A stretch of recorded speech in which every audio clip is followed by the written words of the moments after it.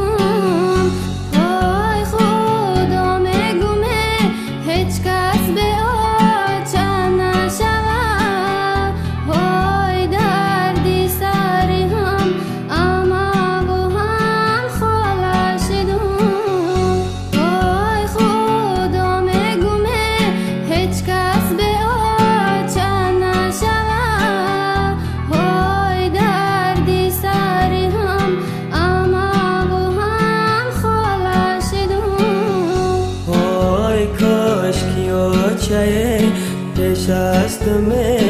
مردمانه اوی درد و عالمی ترانمه دیدمانه اوی ای وای خدا گوشی مرا کار میکرد اوی نالشی ترا او چنمه فهمیدمه اوی ای وای خدا گوشی مرا کار میکرد اوی نالشی ترا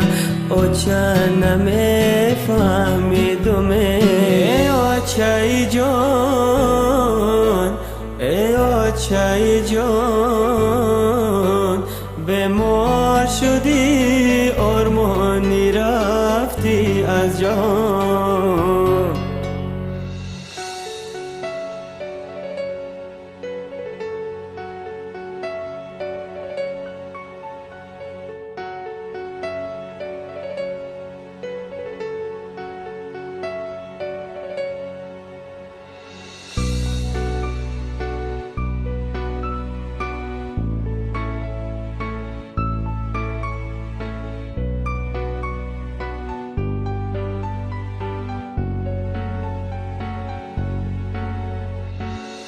های از گریه من باران نبین حیران شد های از نالش من بلبل نبین گریان شد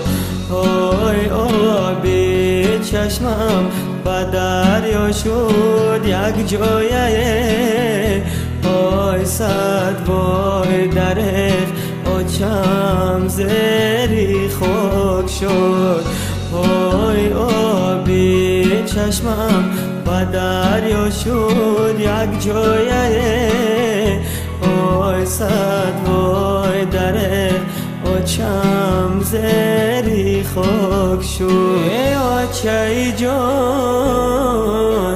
ای آچای جان به مار شدی آرمانی رفتی از جان ای آچای جان ای آچای جان به مار شدی آرمانی رفتی از جان